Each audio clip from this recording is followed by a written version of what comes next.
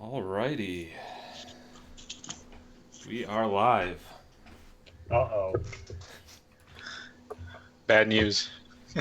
How's everybody doing tonight? Hey, what's up? What's up, guys? I decided to one up, my Kickstarter. I'm gonna do it a little more classy this time. Of course, now that we're doing video, stream health has dropped to red again. Bob, do you know when you stream if you set a specific bit rate? No, because I don't stream off of a modem. I actually have a real internet connection. Yeah. Yeah, because nobody uses modems anymore, Bob. Everybody's wondering about Bob. Bob, you need to explain why you're not on video. Because I tried to do my own CRT mod and electrocuted myself. I'm dead, talking from beyond the grave. That's a good answer. Yeah. Not accurate, but it's good. I completely ruptured a disc in my back, and I'm only good vertical or horizontal. I can't really sit. Now, So which are you now? Now I am horizontal because, I'm used to standing all day long. But if you think about how many times in a day you sit, like even getting on a subway, getting in your car, like it is literally I get out of bed at like 7 in the morning and I don't go back off of my feet till 10 or 11 at night. So my feet are fucking killing me. My back's killing me. It's been a rough week. But Bob, just real quick, I just want to know, can anybody there attest that you are good either horizontal or vertically? I turned the camera on before and you guys saw my dumb ass laying down. So there you go. It looks good. Yeah, I was turned on. You had me going. Well, it looks to me from the chat that no one's complaining about stream stuff yet, so I say we roll with it. Is that a first? I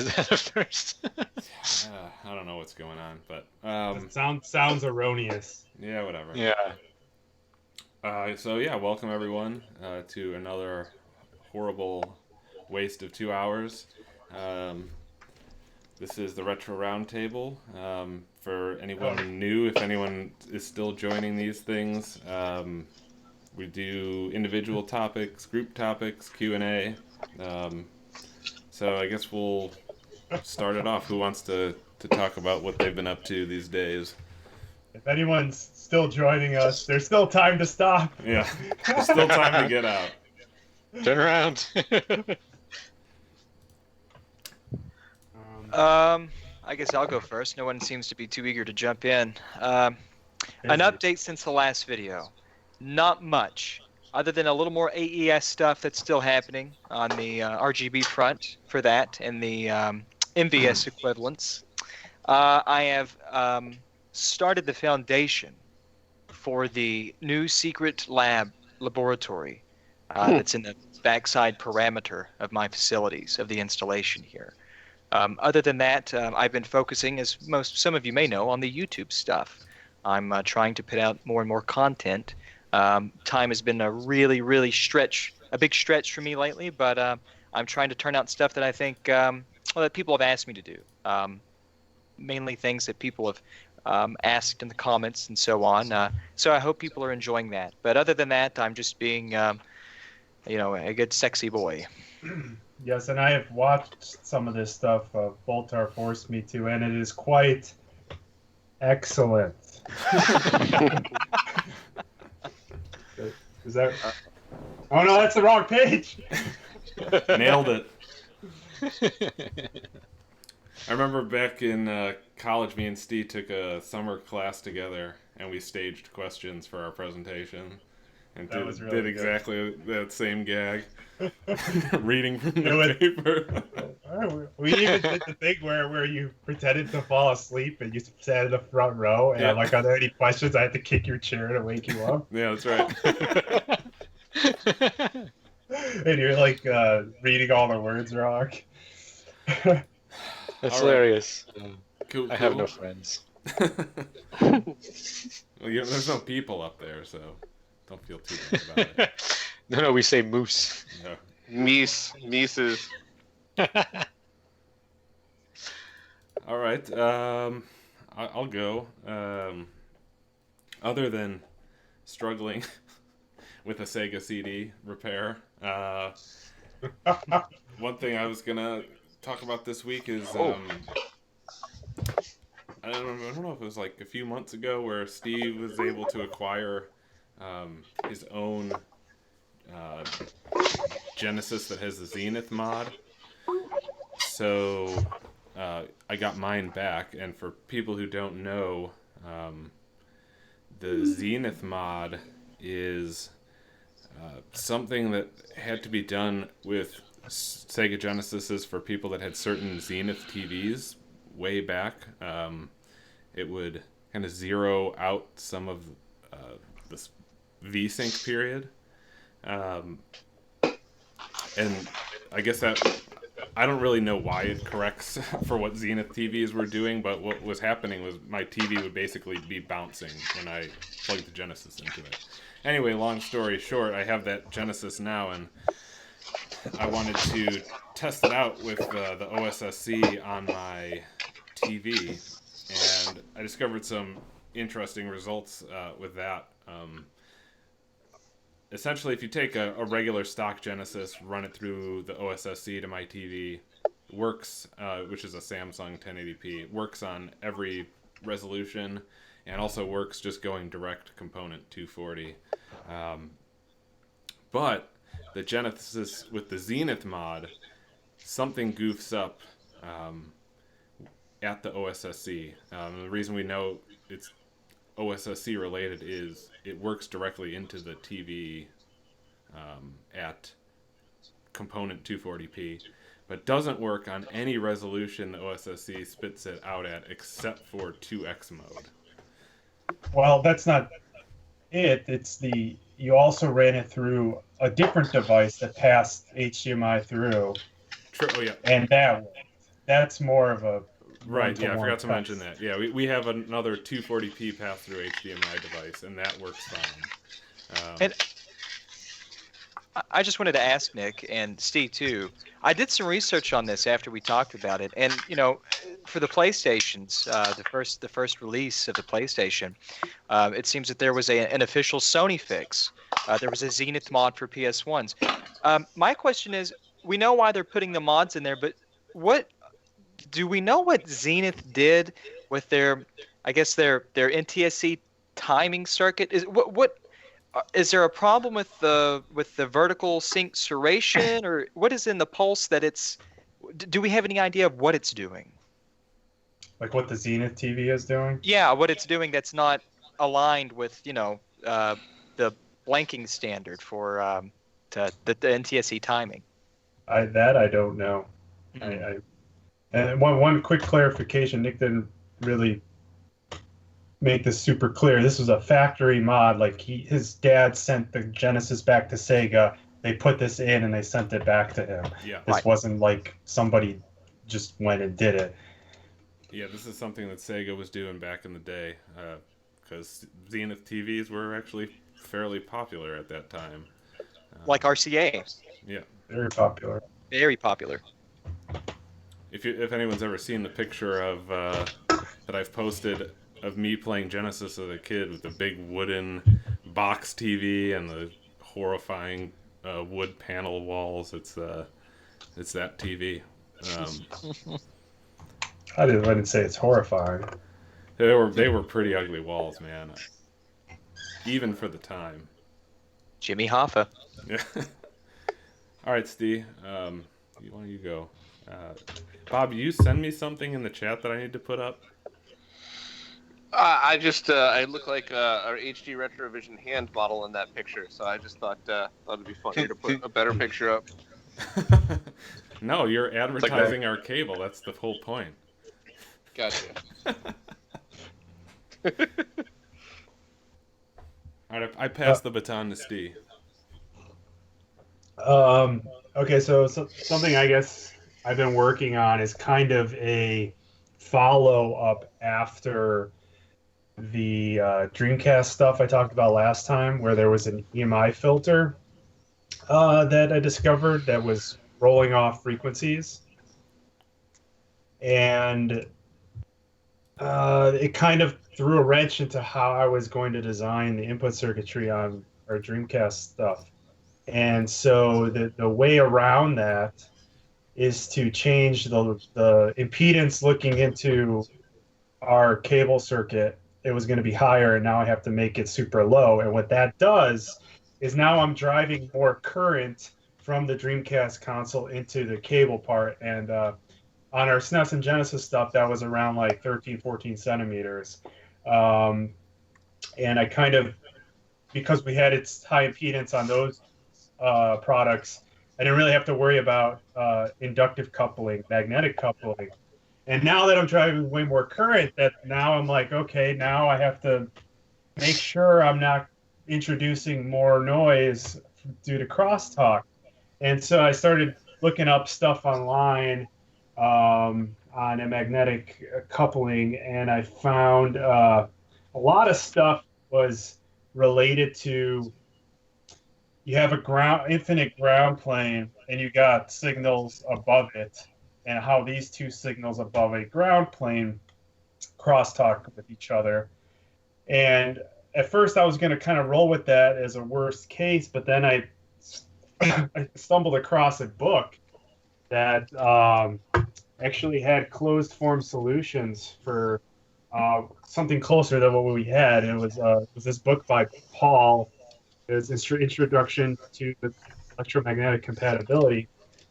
And it has, so it still has I'm going to use these papers. It has this two signals above ground plane, but it has what I really need, which is the shielded cylinder with wires inside, which is what the structure is that I need. And it's got the equations for the per unit length inductance, self-inductance, mutual inductance, and then you could calculate all the capacitance stuff based on that. And so you could kind of model this type of line. So these are all photocopies from the book. This is true 90s style teaching right here. I just thought I'm missing the overhead projector. So you can model the line with distributed inductance and capacitance going across your entire line. In this case, it would be whatever the length is, 13, 14 centimeters. And the other thing this book had was it had a description of SPICE models for simulating this. And they have this SPICE model here where you could implement a pi network. So you got capacitance on two sides of an inductor, and then you could do a T network with inductor, capacitor, inductor. And the way this works is this produces an approximate model, and if you split up this pi network into multiple pi networks, like let's say you have the value for this inductor in these caps, and you split them in half, and then you have two of them cascaded, then you get closer approximation. And technically, the more you have of these, the more accurate your model becomes. And if you have an infinite amount of them, that's the theoretical thing. You can get an exact answer. And then they have this other SPICE model containing like all these voltage-controlled voltage sources, current-controlled current sources. And he has Fortran programs on the CD. Fortran. Yeah, and they're source code and compiled versions for 16-bit Windows. I was about to reboot my computer into XP. I have 32-bit XP, which runs 16-bit applications. Yeah. And then I'm like, I'm going to go look for a Fortran compiler. I found one real quick, just loaded up after getting through a little few quirks, I recompiled all the software. And so I was able to run his thing that did this model, and it ran like crap. And so what I ended up doing was doing the approximate model. And this is probably not going to show up well because it's so tiny, but this is like the model I ended up with for our own stuff, where it's five pi networks cascaded, and then I have kind of a simulation of our source here and the load looking into our stuff, and then I'm simulating the gain, and then I can look at the output of our cable basically. Yeah, that's pretty cool. And so I have like all these parameters here that I can set the length. I can set the dielectric constant for air is a dielectric constant of 1. PVC is a different number, which is what is inside here, because you need to set the dielectric for the capacitance effect. And so the other thing we have is this angle parameter. And so what me and Nick were doing is we were like looking at the output when two video wires that we were driving full, higher current than we did before. We were looking at how much is crossing over, and we were able to position the wires in a way that where any noise that couples through is less than 1 significant bit of video. So if you assume 255, 0 to 255, that any noise would not alter your value. And so that was what we were doing the other night. We were just changing the angle parameter that I had in my simulation and rerunning it. And I thought this stuff was pretty cool. And it ran pretty quickly because it's just inductors and caps. It's not some nonlinear nonsense. So we were able to simulate, look at stuff, look at stuff. And I learned a lot looking at this stuff that I didn't know before, on mainly inductive coupling and the magnetic fields. Like that, this type of structure is interesting because the more you push your wires out towards the shield, like these magnetic field lines kind of distort and they create less of an effect on it's kind of cool. It's cool stuff. It's really math heavy, but at the end of the day, we were able to learn a lot and optimize stuff for our products. I don't know. I'm talking way too much, and I'm going to go back to drinking out of my mouth. That's cool. I think it's worth giving also just kind of a very specific example of what we're talking about here. You have X number of signals running from the console, the Dreamcast, to the little circuit board that we would have. And that's got RGB, ground, sync, 5 volts. And what we're getting at here is how do you optimally place those within the wire bundle to minimize any distortions. And so that's kind of the concrete version of Steve's super abstract models. We're really putting that into practice, into minimizing crosstalk. I love it. Yeah, cool behind the scenes stuff that maybe people would not have known is going on without talking about it. So I think that's super cool. And this is stuff that this kind of stuff happens all the time, and then like a year later, it's like you don't even remember you did stuff like that.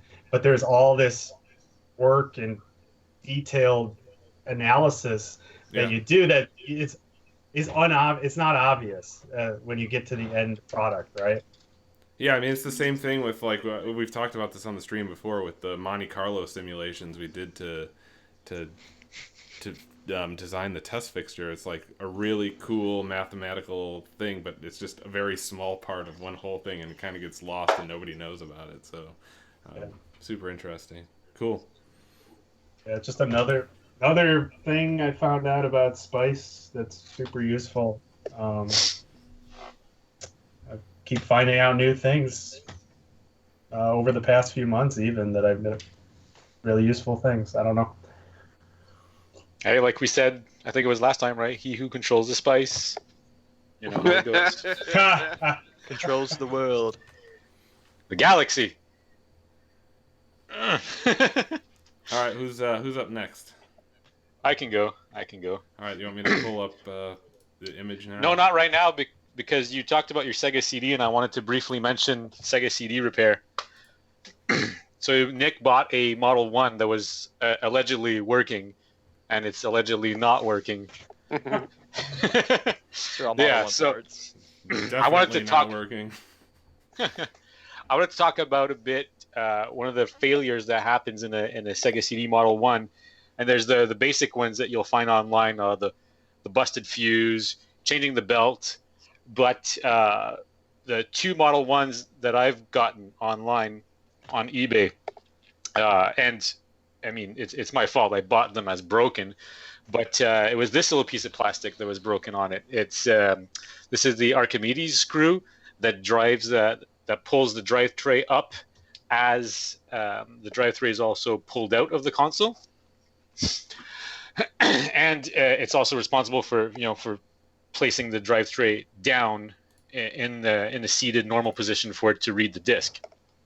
What happens is and I mean, there's a big white piece of plastic on here because I've repaired mine, and I'm not sure if it focuses properly, but this is just a regular cylinder. It's got a bit of gears on the bottom, and what happens is there's a 45-degree groove in here, and when this turns, this is what lifts up the drive tray assembly, and one portion of it has a very, very thin wall, like maybe 1/16 to 1/8 of an inch. It's so small, in fact, that if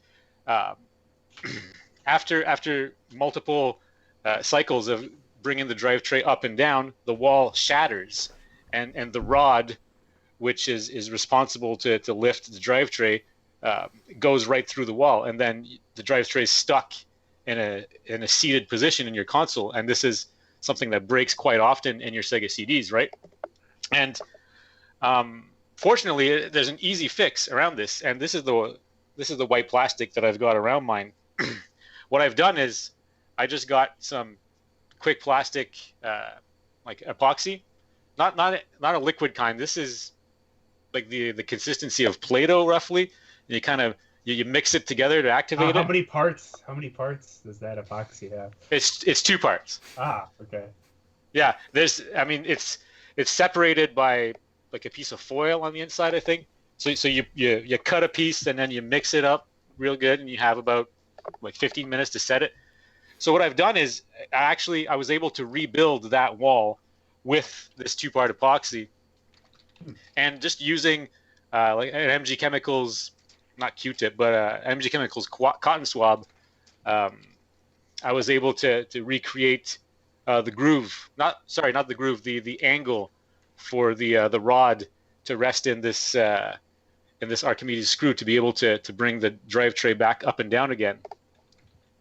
And it's working very well. I've got 2 Model 1s that are perfectly repaired because of this. Sweet. So You want to sell one to Nick? Yeah. Well, I mean, I bought this at Canadian Tire, so maybe this is not available in the United States. No, it's definitely illegal here unless we tax it a bunch. So that's the thing to check. I mean, if your drive tray is not coming up and down, open it up, have a look at this Archimedes screw. Chances are the wall is busted because it's super thin, right? It should have been designed better in those days, but I somehow doubt that they were doing computer simulations of stress tests of these plastic parts in 1991. So. Yep, I can attest to everything René just said. I've probably replaced 7 or 8 of those, or repaired 7 or 8 of those. Did you repair them the same way, or? Yeah, I did the same thing. Only I used JB Weld, and I just made where the plastic literally breaks and there's a hole and there's a pit. I just put JB Weld in there and I just floated it out so that I could just remake that ramp. So when it twists, that helix gear twists, it will raise and lower the tray. Very common. I have a YouTube video on that from years ago. I don't know. Oh, excellent. Now, yeah. So Nick, fix up your Sega CD. Yeah, we'll see. If only that was the problem with it. Yeah. That's not the problem, but yeah, cool. So now do you want me to bring up your picture? Yeah. All right. Yeah, the other thing I want to talk about really quickly is I want to dispel any myths about the Sega Genesis having a poor digital to analog audio quality. What's wrong with the Genesis sample audio quality is not the hardware, it's actually the software. And so Nick, that picture's up now? Yep. Okay. So if people direct their attention to that picture, they'll they'll notice that there are pauses in the signal, right? There are flat lines. And okay, so I should back up. That waveform is the snare hit in Sonic 2. And every 16 milliseconds, there's a pause in the waveform where the DAC just completely rests at one value for X amount of milliseconds, X amount of microseconds. What's happening is a lot of Sega Genesis games have a very poorly written audio driver, and the memory is not shared properly between the Z80, which is driving the audio, and the 68K, which is running the game. They're both trying to access cartridge memory at the same time. One of them, to run your game code, and the other one to read the sample of the snare and output it through the DAC. Unfortunately, they can't do that both at the same time. So every frame there needs to be a pause, and the 68K actually tells the Z80, the driving sound, to stop accessing any memory, which is why you see that flat line, while the 68K does memory intensive stuff, while DMA is occurring, and so on and so forth. What this does is it introduces a lot of unwanted distortion in the sample audio, unfortunately. And Sonic 2 is one of the worst games for this, and you'll probably say there are worse sounding games in Sonic 2. Well, and the reason for that is you can't really hear the distortion as much in random noise like drum sounds, right? Because those are percussive. They're not harmonic sounds.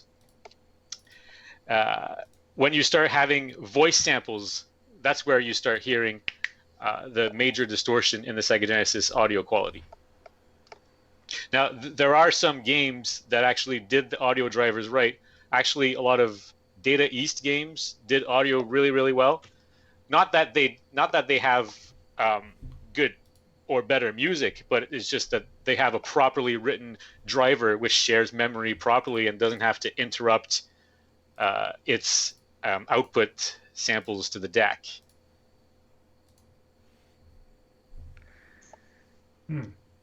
I threw a lot of information out there, but then again, Steve did too. So,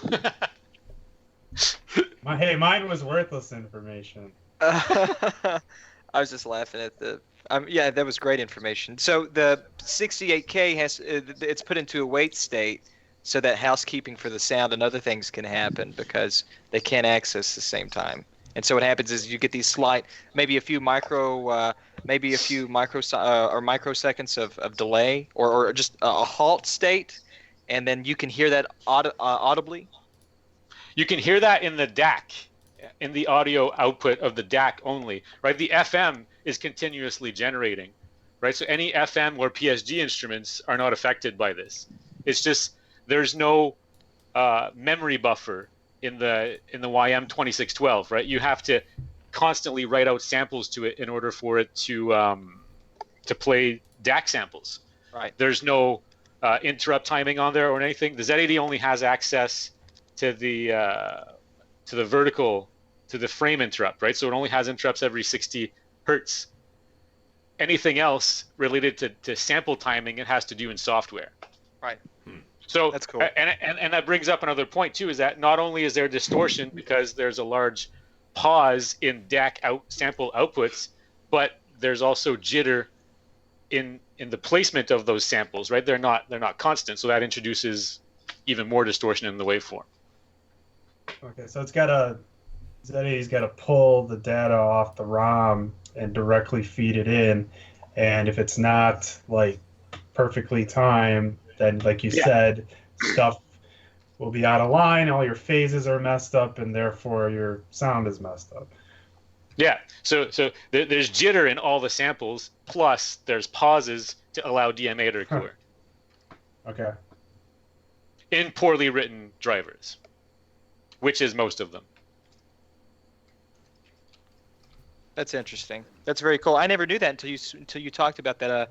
Maybe a couple of weeks ago, or maybe a month ago, you brought that up, and I thought that was really interesting how sound sort of works on the Genesis. I didn't know that. It's also not drowning in tons of reverb, so it sounds better than the SNES when done properly.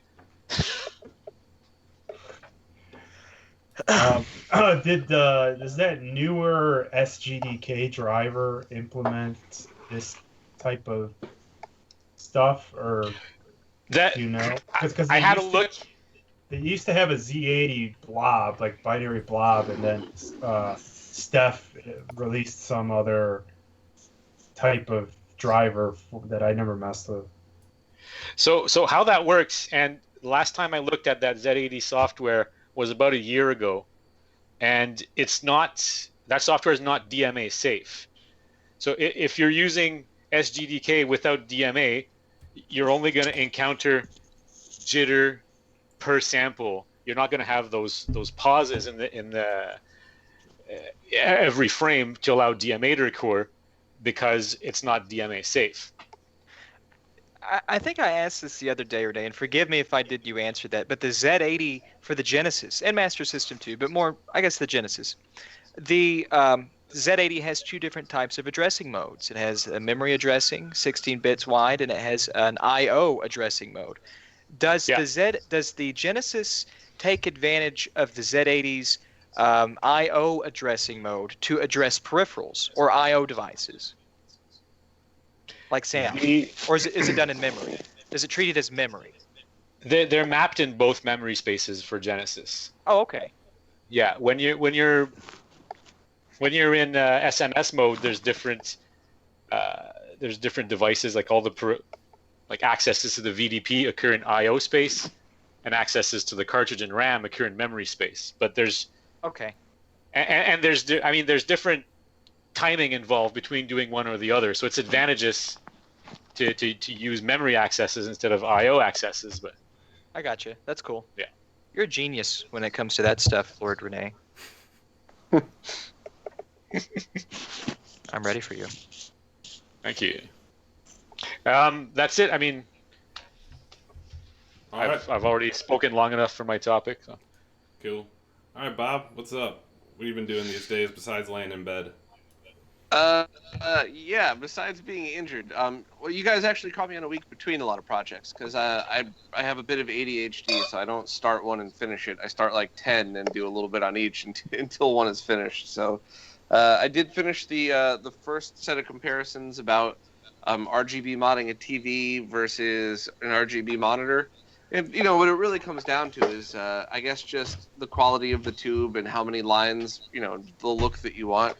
I've had a lot of people mention that they actually prefer the look of a lower TVL screen because it looks more like an arcade monitor. But me personally, I love the 900 line BDM look. And then, of course, I got that MVS machine, so I'm going to start doing some reviews and stuff around that. And hopefully when Darksoft's kit comes out, I'll do a full shootout. And then videos that almost got released today, but I think I need another day or two. I'm working on just basic explanations of RGB cables, and kind of like just for people that want to get started and get a little bit overwhelmed on this stuff. Because one of the things that I personally didn't know for a long time was that if you use a really good, properly shielded cable, it doesn't really matter what you use for sync. You're going to get, a perfectly good quality image. So I wanted to try something different. I have a two-parter. So part one is like 3 minutes long and skips to the end for everybody that doesn't want to wait, and the other part's like 20 minutes long and goes into detail. So I'm not sure. I'm actually really not sure how to do that in the future. Do I continue to make short ones for people that don't want to sit through the tech talk, or do I just make long ones and stick the basics up front? But so yeah, I got my hands on a whole bunch of different stuff, and since it doesn't hurt to stand, I figured, screw it. I'm gonna go tomorrow at 9 a.m. and stand in line at the Nintendo store and get a SNES Classic. I've already prepped a lot of stuff for a review, so I've gotten screenshots and screen captures with a really high-end capture card. And if I'm able to score one, I'll just come straight home tomorrow, and I'll put the cable video on hold and do the SNES Classic review. I've been debating whether I should go to Walmart here or not, because chances are nobody knows that it's being released up here. You know, it's funny because I would never bother standing in line for something like this, just because it's like, you know, I have the best way to play SNES games already. So I got my mini. I just mocked up a SNES mini with Voultar's board, and I glued in some switches so you could toggle the low pass filter and the sync output. So it's like the perfect test kit SNES. So I really normally wouldn't care to stand in line for something like this, but it is the Nintendo store. There's people that are like pseudo internet famous, like that guy Triforce. No, not Mark from My Life in Gaming, this dude that lives in New York. But like, you know, I think he's been camping out for 2 days just as a thing to do. So it's like, I don't know. I think it'd be kind of a neat event. Whereas, like, just going to a Walmart, it's never a neat event. No. Unless you late enough at night and you see all the crazy people, then that's actually kind of awesome. But No, I don't like that part. Yeah, going to Walmart like on Black Friday is like the absolute worst thing you can do with your life. It's Right. absolute insanity. There's too many ghouls. Night Walmart. I mean, I guess it's worth like the social experience of seeing what a half-baked, barely a sale does to people when you put like 1,000 of them in front of a cardboarded up pallet and then just rip it off at a specific time. They all try to kill each other over a $10 toaster. But well, anybody that's ever worked odd hours or is just an insomniac has seen the crowds. Because like when I used to travel, Yeah. you know, I'd get my plane would land from Asia and I'd be wired at like 2 a.m. So I would just say, all right, I'll go to the 24-hour Walmart and do my shopping. I can't sleep anyway. And just seeing the people that are there at like 2 o'clock in the morning, it's like the beginning of every zombie film. yeah, It's like if you see 3 or 4 in a row, you start to wonder, like, is everybody like this now? Right. Is this what the world has come to? Yep. So, yeah. So sorry, I don't have like an exact thing. I've just had my hands in a bunch of different stuff lately, and I'm trying to not get even more injured. So I've been working at a little bit slower of a pace than normally. cool. Well, look forward to your video, assuming you get one. I have one pre-ordered, but I think it's just gonna show up here next week sometime. So Gotcha. You know what I'm still waiting for is the damn OSSC. Everyone's gotten it except for me because I live in the North Pole. Me too. I got René. mine. Me I got too. my second one. what are you doing with your first one? You keeping it or are you selling it? Well, the original plan was because the first one is like I mean this isn't a compliment, but the first one's like the greatest tool I own. Like it's perfectly set up in the office. It's routed through splitters, so I can get captures at any moment. But it's not set up for playing. It's set up as a tool. So I actually don't even have one at home. So this second one was going to just stay up, plugged into my 4K OLED and actually be something I gamed on. So and somebody else actually even gave me tips on how to make sure my OLED's compatible with 5X on the SNES. So that'll be a project for the weekend. So hopefully I can get back into some old school. Maybe I'll do Super Metroid again just for the hell of it. Sweet. All right, so I guess let's move on to some group stuff. These are going to be short ones this time because I think we wanted to focus more heavily on Q&A, and we got a lot of questions that, backed up from a couple weeks, and then we'll be happy to take stuff in the chat afterwards too.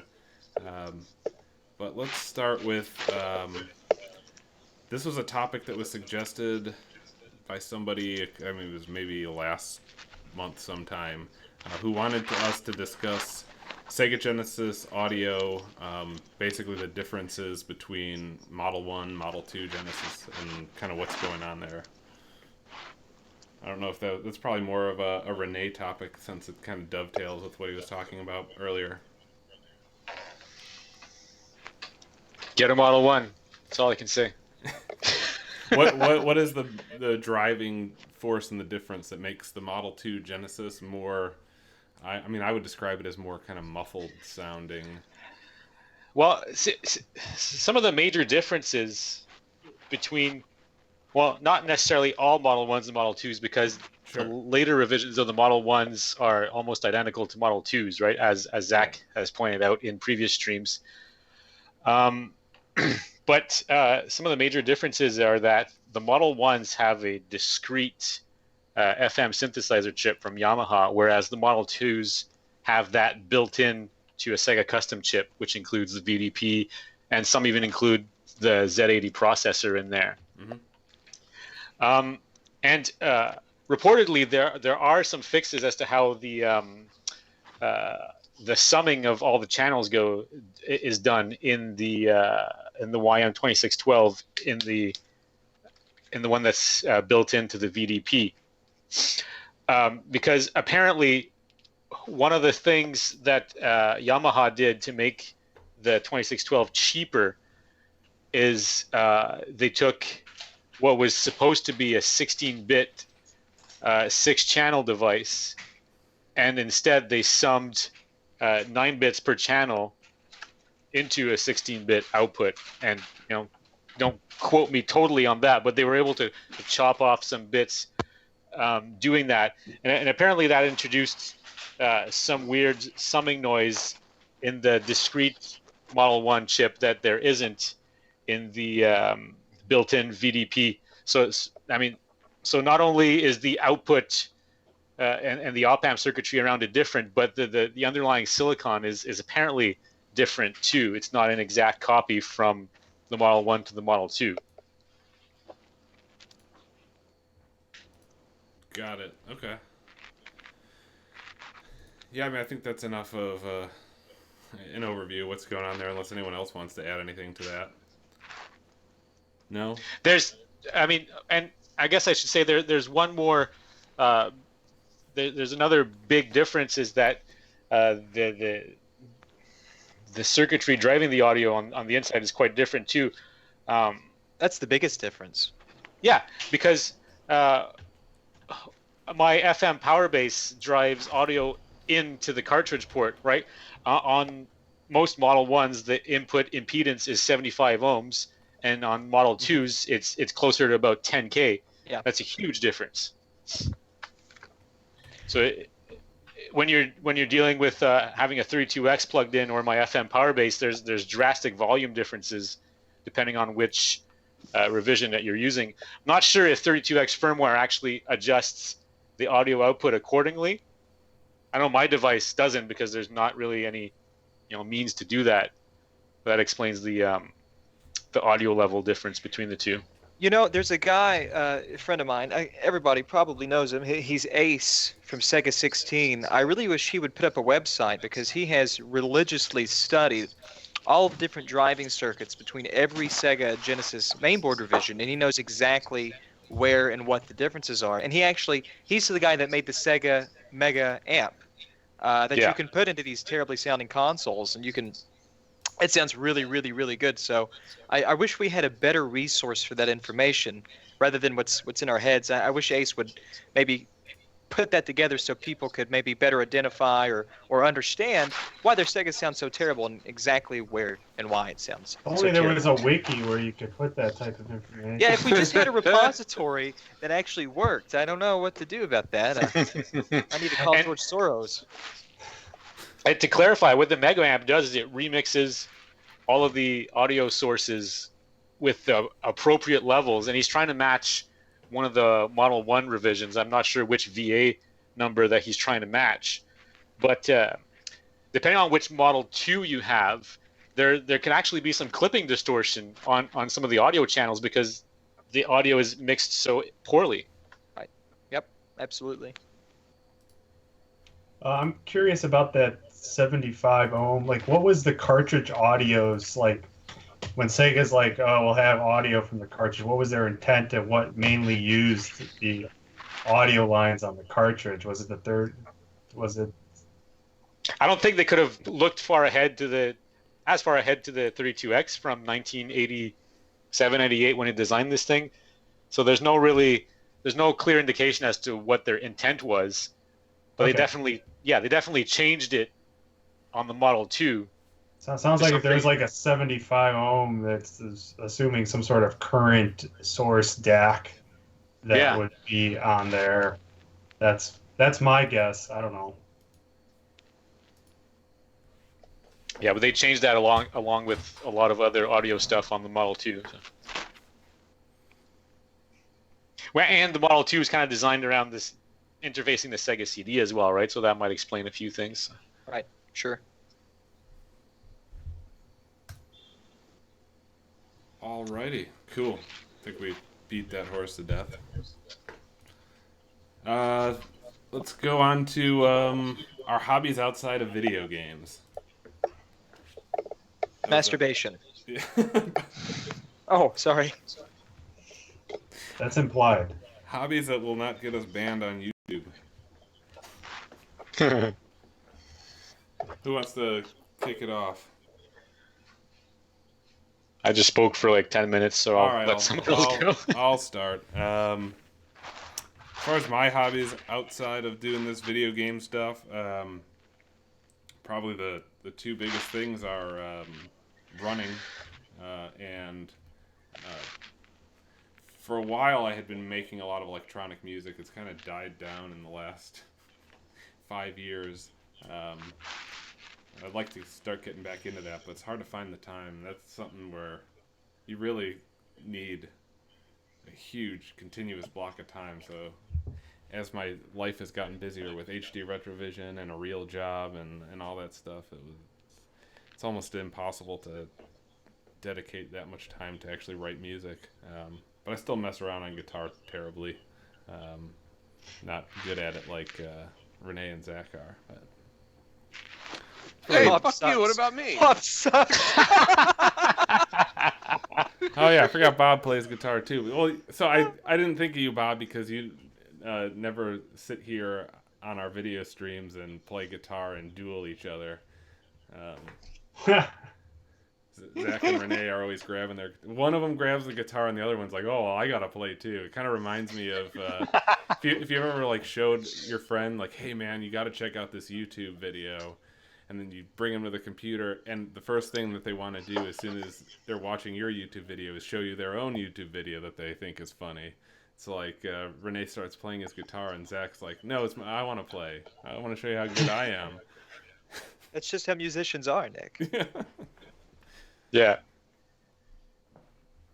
I'll go on the record to say it's highly disrespectful to not completely watch the other person's video before you search for another one. That pisses me off.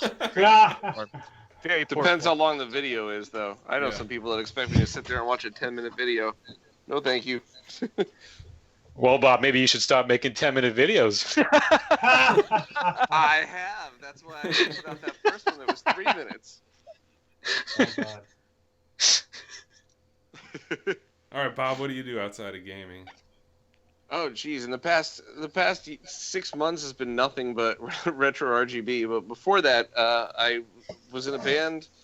We were actually had offers to go on a tour, and then that kind of just fell apart. But there's still a second album that just needs to be recorded.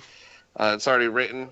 And recording is actually not the hard part. It's spending the money for mixing, which is an ass load of money. So Sure, yeah. that'll happen eventually. And then I absolutely love American football and English football, soccer. So I like to drink beer and watch those when I get a chance to. I haven't watched a single game this year, though. I've been working 7 days a week pretty much. But I had hopefully heard you were things will slow down. protesting over the kneeling. yeah, Did you take a knee? Yeah, is that the next topic on the podcast? Bob took I'm 2 going knees. to take a knee in protest of people taking a knee. Yeah. Yeah, I don't give a shit. I understand the argument. It's not my argument. I get it. That's fine. But it doesn't change the way the game is for me. I still love the game, so. Sweet. All right, somebody else take initiative and... I guess I'll go. What do I like to do outside of this? That's a good question. Well, I guess it's obvious that I'm somewhat of a musician. I play guitar. I've played guitar for 20 years. I like to restore cars and vintage motorcycles. I'm a pretty big motorcycle buff. I like to train my body. I'm not trained in a while, but I like to improve my fighting skills for Mortal Kombat. You do martial arts, right? I do some martial arts. I do Tai Bo with Billy Blanks, and you guys remember Typo? Yeah. Of course, absolutely. And I've got to be honest with you guys. I got to find a hobby with my wife because I think she's going to kill me because I'm always down here fucking with you guys. So Yeah, I get the same. I get the same complaint all the time. Maybe So- we should all take up yoga. God. It's Fuck good. yoga. It's good. I heard it would help my back. Screw it. Well, I've been working with Steve. I tried to work with Steve because he has no leg flexibility, and I've been trying to really get him to do some good exercises to condition his legs and to extend his range of motion. I don't know if he's been doing that. Steve, have you been doing that? I guess a good transition into what I was gonna talk about, I guess. So, well, probably the main thing I do outside of working all the time is fitness. I run a lot with a group, probably 3 or 4 times a week. They all train for marathons and then run the marathon, and then I train for the marathons and don't run the marathon. I do all the training. And yeah, I do a lot of fitness. I try to go to the gym on days I don't run. And I do stretch a lot because my hips are constantly messed Taking a up, pounding. and I always foam rolling and jamming like tennis balls and like my butt muscles to like loosen them up. And yeah, I've been doing more of the stretching. Like I used to not do anything on Sunday morning. Run is a long run, like between like 15, 20 miles. And I would do that in the morning, and then I wouldn't do anything the rest of the day. And now I'm like, I force myself to go to the gym and stretch. That's it. Just stretch on Sunday. And I've been doing some exercise Voultar taught me. I switched all my doing all that stuff. And lately I've been trying to do more strength. I've been going to a different gym that has more of the pull-up bar. I've been doing more pull-ups. And I've been trying to do handstands, which are really difficult for me because I'm not flexible enough to kick my legs up. Like it requires way more strength to get up there. Been failing at that a lot. So other stuff I like doing, I like teaching stuff. I like explaining things. There's this hacker space I go to, and I try to go to electronics meetup they have there. It's mostly hobbyists, but I like showing up as like an engineer there and like answering questions and giving some direction. And I've taught a couple classes there in the past. Haven't really done so in a while, and I really like teaching classes and teaching stuff that I know. And hopefully one of these days, I mentioned it before that I want to do a video tutorial series on LT Spice because I think it's so useful. I'd love that. To be You could do able that. to I would watch the Spice. shit out of that. Because the most used program on all my computers is, if I have a random thought, I can really run through it really quickly in Spice and look at stuff and figure things out. But Steve, just to clarify one quick point, you prefaced this by saying, I want to make sure I understood you correctly, that you enjoy shoving tennis balls into your butt muscles. Yep, Okay. that's Sure, exactly that's what what- I said. I didn't teach you that exercise. Well, I didn't say I enjoyed it. I said I'd been doing it a lot. Well, that has nothing to do with me. I didn't teach you that. I didn't teach you that. Teach me your knowledge, Steve. And I guess the last thing I guess I wanted to mention, I haven't done this since, we did Kickstarter and we've been working all the time, but I used to cook a lot. But I haven't done so recently. But it's Like something what? I like doing. So What kind of stuff do Like- you cook? Like meth? He used to make pretty awesome Middle Eastern and Indian food back in the Steve, day. what was the one that you were telling me about you wanted to make when you came over to stay the weekend? It was called Yugoslavian or something. What was it? it wasn't what I wanted to make. I was just always telling you it's my favorite food. Oh, well, I thought you wanted me to make it for you. No, the ribs your father-in-law made was awesome. Okay, good. I'm sorry. I'm glad you enjoyed your time in my body. I mean, here. Change subject. Well, he's talking about shawarma. I love Yes, shawarma. that's it. I like trying all the shawarma sandwiches from everywhere, and I like ranking them. You're into spicy food too, right? Oh yeah. Yeah, me too. I had to give up ghost peppers though. Those started to burn in both directions. So. Yeah, the thing with ghost pepper is, I don't think the flavor is good. It's not. It doesn't warrant the heat. Like habanero is a different story. I think habanero is a fantastic tasting pepper. Probably my favorite tasting pepper. It's super hot too. It's tasty and spicy. Yes. Yeah.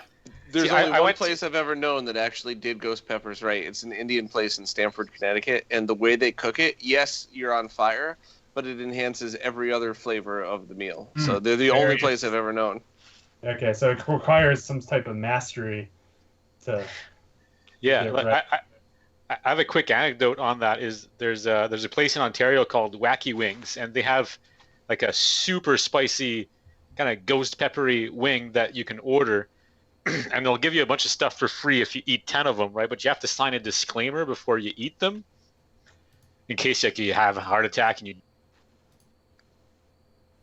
For when you have a heart attack, right? Yeah, but so I tried these wings, but they tasted so damn awful that I only actually ate 6 of them. It was horrible. I had no motivation to suffer through the spiciness. Really quick question, since we're talking about hot food, what is the term or the name of the metric used Scoville. to quantify Scoville scale. Scoville scale? Okay, and is there any other than the sensation of pain? Is there any plausible or potential bodily harm to your mouth or to anything from that, or is that just a nerve reaction, and is that physically doing something to you when you Well, eat I really could hot answer shit? that. I could answer that very easily, Zach. Nerve damage tells your brain that there's something wrong with you. So, even though there might not actually be something burning on your mouth, your brain thinks there is, so your body has the same visceral reaction, which is the exact same reason I can hit myself in the foot with a hammer right now and I won't feel it, even though there's nothing wrong with my foot, there's something wrong with my back. That's not what I asked at all. Can you turn on your camera and do it? We want proof. Probably the biggest thing is that spicy food could, I would guess, do something to your stomach lining or something, like give you ulcers or. But. Right. Yeah.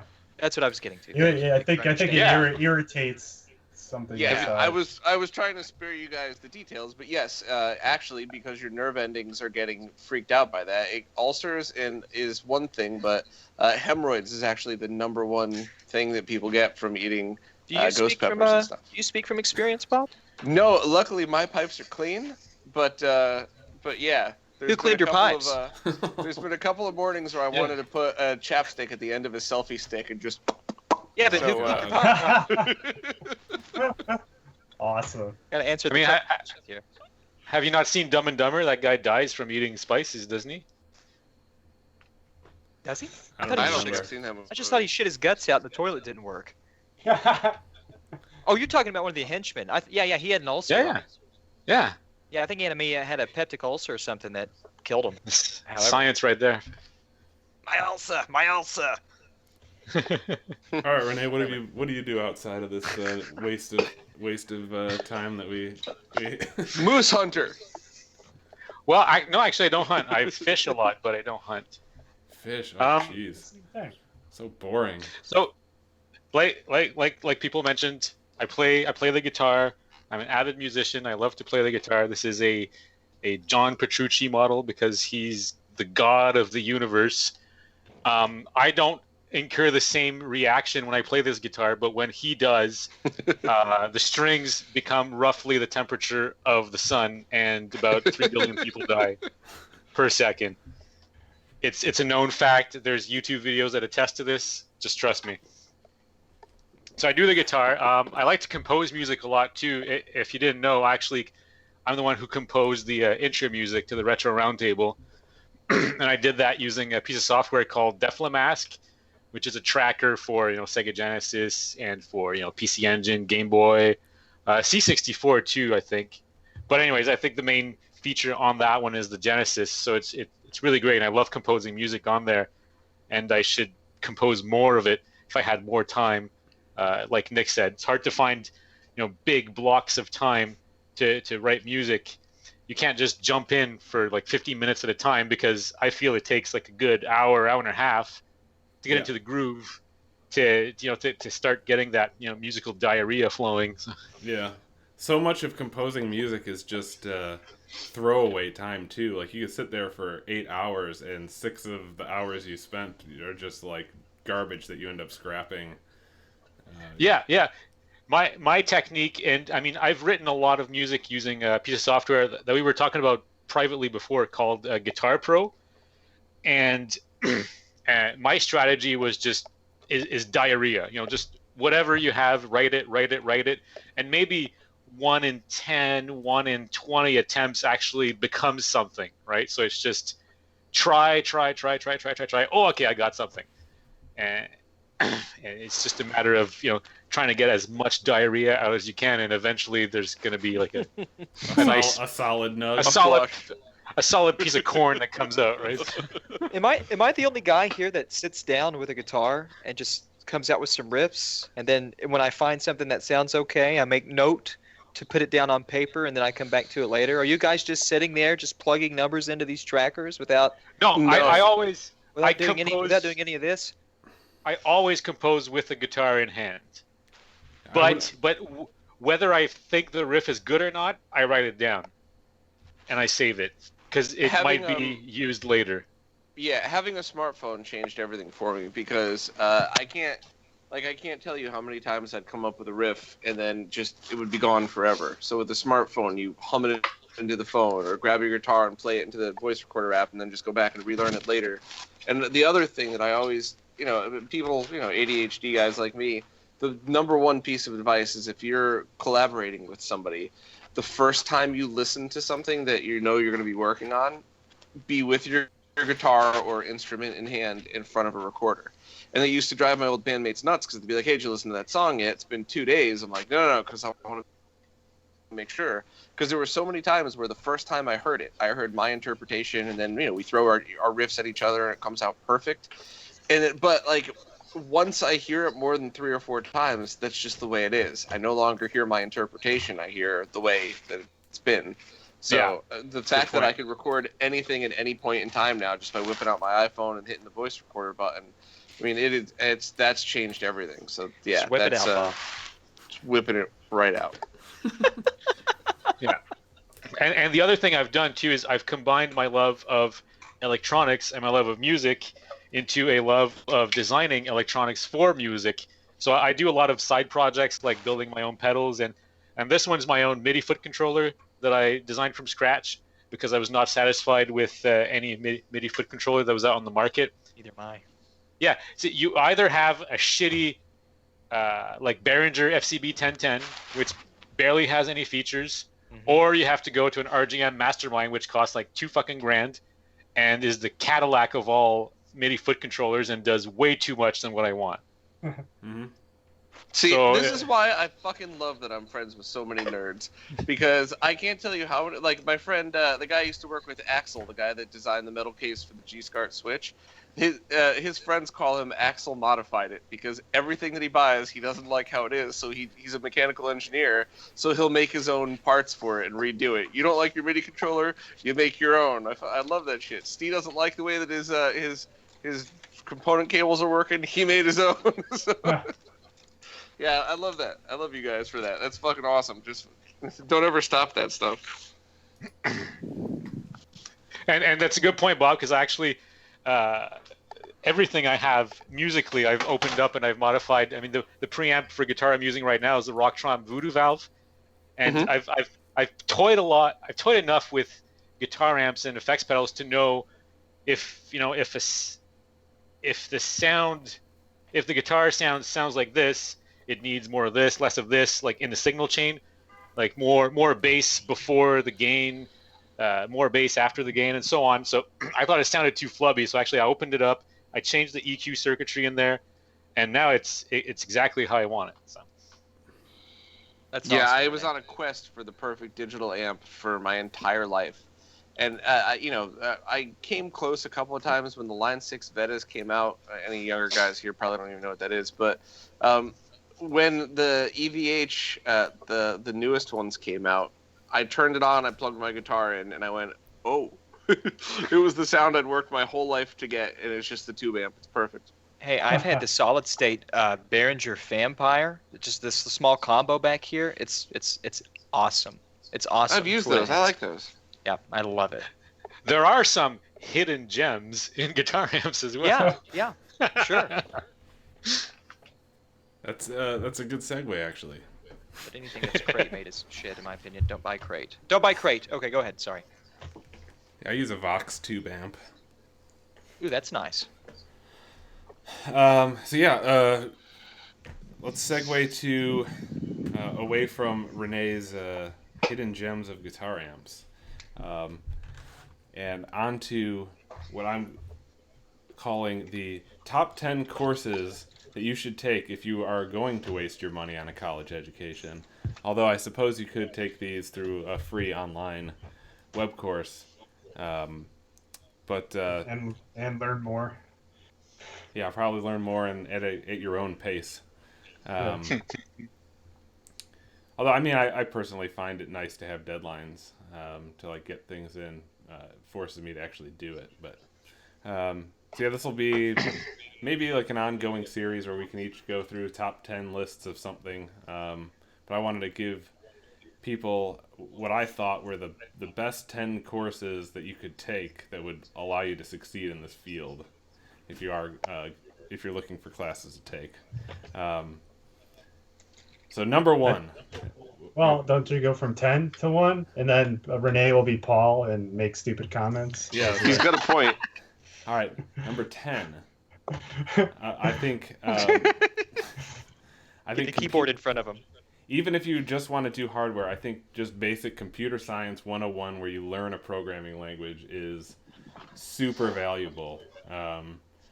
I'm sure Steve hates writing software. He likes doing hardware for the most part, but I guarantee that he wouldn't be successful if he didn't know how to program. So that's I like the lower level software stuff, but knowing a high level stuff is very, very useful. And an alternative to this, the non-college version, would be that Python thing you always talk about. If everybody used that Python course, we'd have so many people who can do way more stuff and have more valuable skills. Yeah. What is it called again? Is it? Are you talking about Code Academy? Yeah. Yeah. So yeah, I mean that's a good example of a place you can get that for free. And I mean with learning programming languages, it doesn't really matter which programming language you learn. Some are more useful for depending on different fields, but just the basics, so you can always change syntax. Once you learn the first one, then that gets you through the door. Yeah. So number 9, I would say, is differential equations. Super important for doing circuit analysis. You cannot take a signal processing class if you don't know differential equations. Linear algebra is number 8. I find this super valuable for understanding image and video processing in particular. Everything is a lot cleaner and neater to express in terms of matrices and vectors rather than signals that you might write if you're just doing one-dimensional work. Number 7, now that we're going backwards, I'm losing count. Number 7 is a yeah, exactly, right there. Just do algebra to figure it out. Yeah, like all that stuff that I talked about in previous streams about changing spaces from RGB to component, that can all be super easily expressed if you know linear algebra. Number 7 is an electronic circuits course, so get in your how resistors, capacitors, transistors, all that stuff works. But number 6, which I think is a more enjoyable class, and Steve can disagree with me if he wants, but I think transmission lines is an awesome class. Maybe I just had a really cool professor. No, I wouldn't disagree. That's all this stuff is that I talked about. Yeah, that's kind of like an advanced circuits course where you talk about signal reflection on a line when you have like a termination. There's a whole bunch of cool topics in there that are really good. I had a horrible transmission line professor, and I had nightmares of Smith charts when I was in school. And then I learned it on my own online and completely forgot what the professor said, and it was okay after that. So. Well, that was the key for getting Yes. The professor told you. It's intuitive. All right, let's number 5, electromagnetic fields. I don't know if you guys have ever studied this. You have to usually study that before you do the transmission lines. I'm trying to think if it was a prerequisite for my class or not. Probably. Probably like complex numbers or. Yeah. I mean that's a good class to know how to take like different types of integrals than your usual calculus integrals. That all becomes important for understanding the magnetic fields caused by running electricity and vice versa. Number 4, analog signal processing. This is a class where you'll get your first taste at frequency domain analysis of signals. And then that would dovetail into number 3, which is digital signal processing. A class it was probably my favorite class in all of college was DSP. And that lets you go on to number 2, which would be image and video processing. So that whole set of courses is all related. The image and video processing is the 2 and 3 and n-dimensional versions of the DSP course. And then number 1 is a digital systems class. I don't know what this was called for STE or in your school, but this was like the course where I learned how to program an FPGA. Probably the number 1 most valuable course to take, because you can do a whole lot of awesome things with FPGAs. Knowing how to program one and knowing all the information from the other 9 classes that I listed. I'm actually surprised that you left one out. Which class? Especially since you mentioned it before, random processes. Yeah, that's how it was. I should have thrown that in there. That's a good point. It's hard to pick 10, man. Hard to pick 10. Yeah, that would be a bonus one.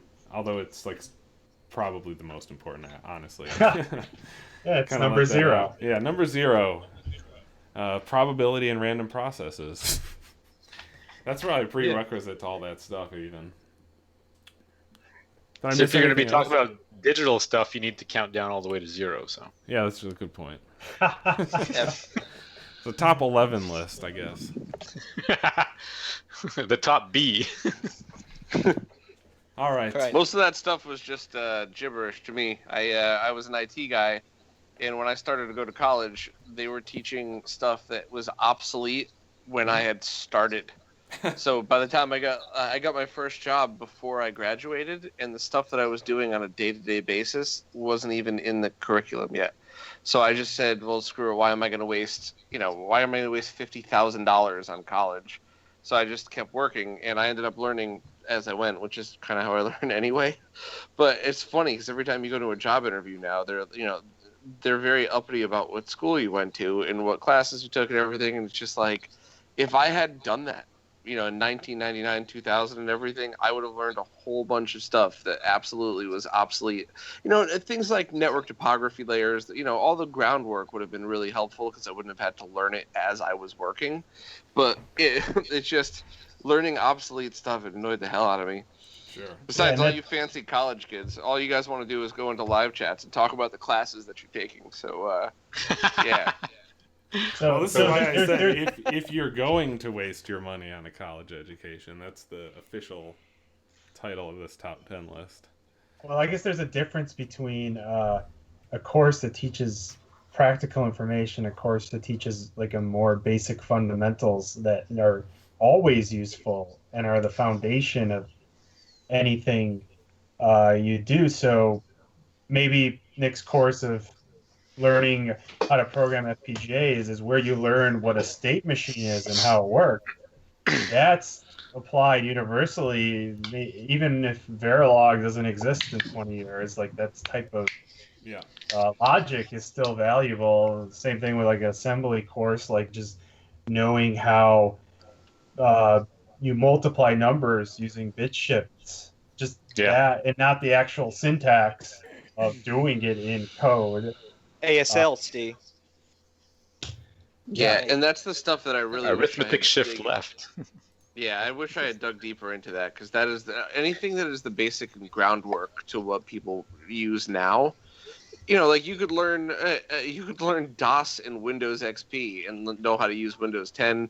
You could learn basics of Linux, and that'll be your groundwork for anything else. I know I'm using IT references here. Sorry. Yeah. No, that totally applies. Makes sense. But it's the same thing. It's learning the groundwork of anything is important. But Fortunately, a lot of the stuff I think it's more common to find good courses of the groundwork classes online that you don't need to spend money on college education for. Like you could easily find a calculus class to take on Coursera, and you'd learn it just fine there. So, Zach, you were going to say something, it looked like? I don't know what I was going to say. In my experience, a lot of the skills that I've developed have been derived from books that were, publications from the 1980s and early 1990s. Yeah, me too. I think that the world is changing, and this is kind of going off on a tangent, but this sort of MBA style of thinking, where the $70,000 or $80,000 receipt that you hang on your wall, I think that is really starting to become secondary to the actual working real world experience that you have and the track record that you have in doing whatever that you do. So Bob, in your case, I think a lot of people would see you being much more valuable than somebody with whatever. I don't know. I've really been giving this a lot of thought recently, and this is really not for this podcast, but no, I mean, I totally agree. I agree. And I was surprised. I think I've talked about this with Bob before. In my experience, I haven't had anyone care about what my college credentials were since my first job. So only come up in the interview for my first job. Now it's just like, what have you done at your other jobs, and what do you do in your free time, if anything, technical? And I get by on those two things, and that's all people care about, it seems like. Yeah, well, that's once you actually talk to a human person. All of these people go through either HR departments, or the bigger companies just use like auto scan software to look for these keywords. So if you really want to get a job doing FPGA implementation, but you didn't, that wasn't your focus in college, you probably need to find a way to enter those very specific keywords into your resume in a creative way where it's not lying, because people will want to see that you graduated from a fancy college with a degree that applies to FPGA development and not anything else. So it's challenging, Well, yeah, that's a trade-off if you want a job at like a bigger company, which I kind of try to avoid. I don't like. Oh, me too. Dealing with Me too. big companies. Like Nick said, like most of his experiences are because I think a lot of smaller companies. Am I right, Nick? I mean, I've worked at companies now that were 100 people, and a company that was 200,000 people. So I've had experience with both. I certainly like the big company, the 200,000 person company that I worked for, definitely did have that initial layer where you had to get through the HR barrier. But once you have the interview, nobody cares. Like, nobody wants you to start with what you studied in college. They just want you to go through your career in terms of talking about what you know and where you would be useful. I think it really comes down to your track record. And in the modern era today, the people who do care are probably the people that are pissed off, that are saying, well, I had to pay $70,000 for my education. I'm not going to pay you $50,000, $60,000, $70,000 a year and you not have to do the same thing. That's really what it's sort of devolved into. And professionally in my field, I see this all the time, and it seems, from my experience as an IT director for a fairly large company at one time, that the experience and the years and track record always prevails over any professional education. Actually, yeah. I always say, like, I kind of make fun of people who are in graduate school or like going for masters. I'm always super skeptical because it sounds like they're wasting their time on more school instead of going and learning something real. So yeah. I think they're a bigger waste of money, in my opinion. I think a lot of companies are agreeing more with that. I mean, I'm going to disagree on I would 50% disagree. Like, I thought getting a master's was very valuable, and I ended up dropping out of and not finishing the PhD that I had originally gotten in for, because I thought at that point it would have been a waste of time, a waste of my time for what I wanted to do in my life.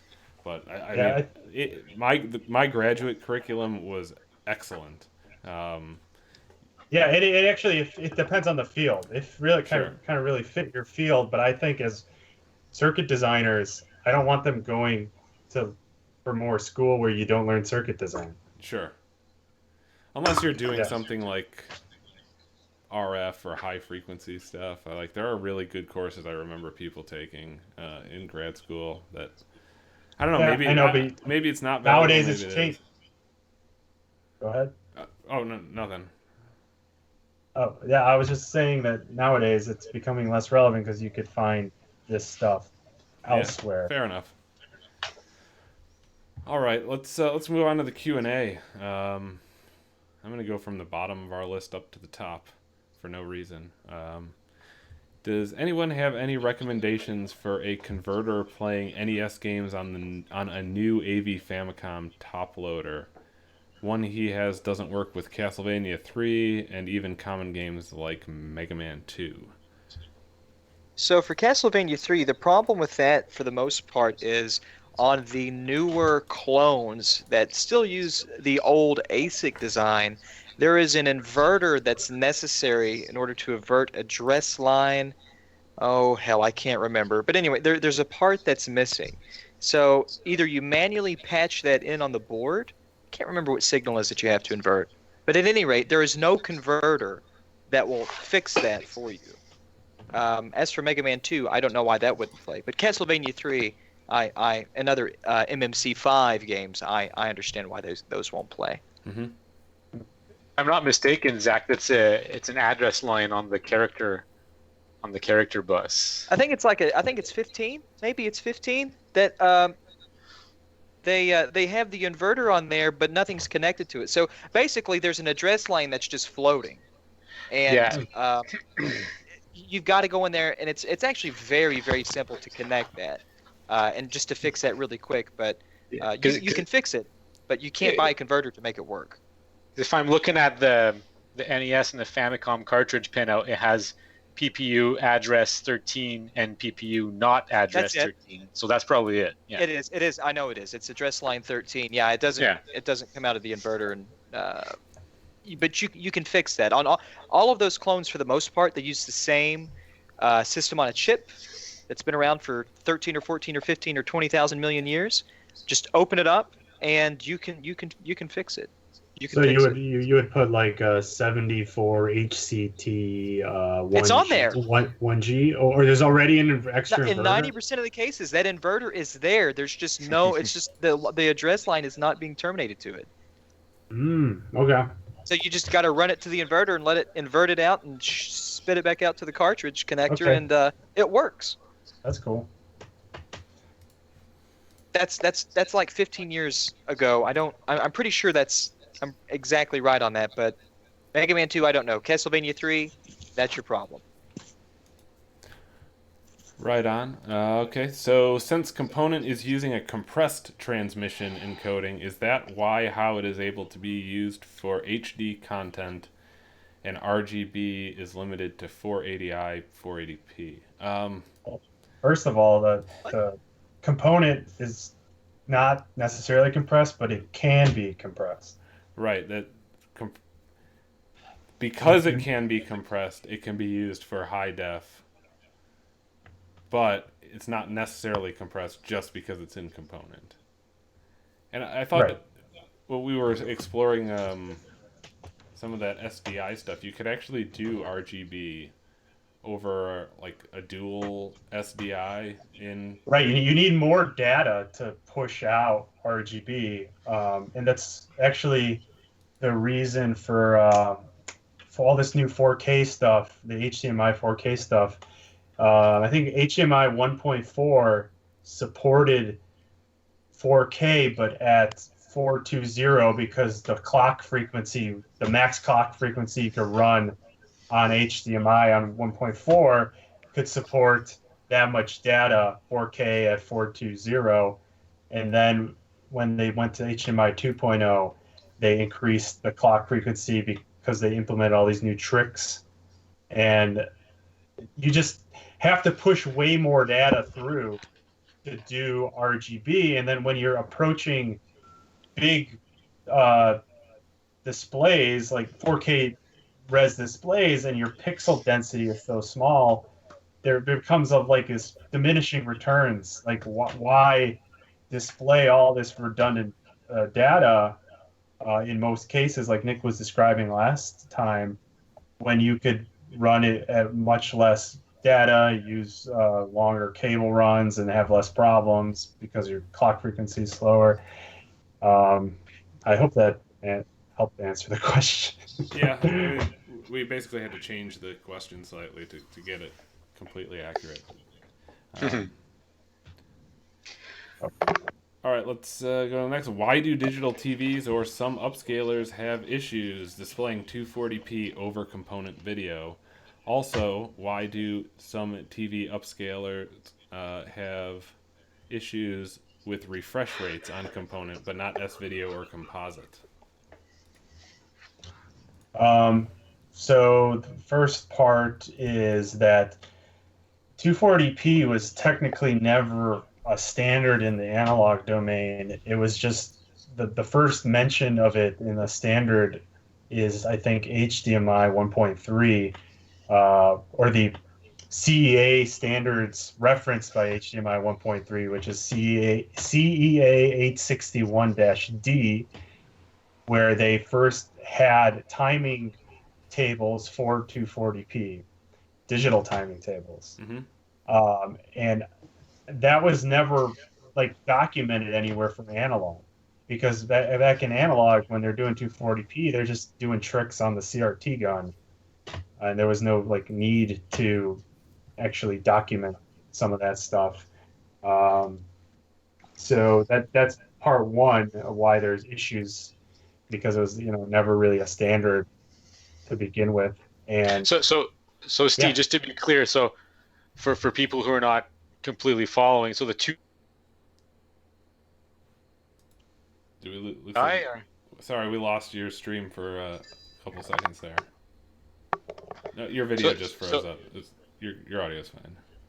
I'm fine now. Okay. Yeah. So just to clarify, Steve, so what you're saying is, for people who are listening, so the 240p mode on CRTs is just kind of a trick done on 480i, right? Mm-hmm. Yep. Okay. That's exactly what it is, and that's, I think, detailed on our 240p page on HD Retrovision. Troubleshooting.com. I think that's all in the first like paragraph or so, where it kind of describes the problem and how the only difference between them is like a little timing trick. It's like a hack. We call it a hacked 480i. Yeah. You know.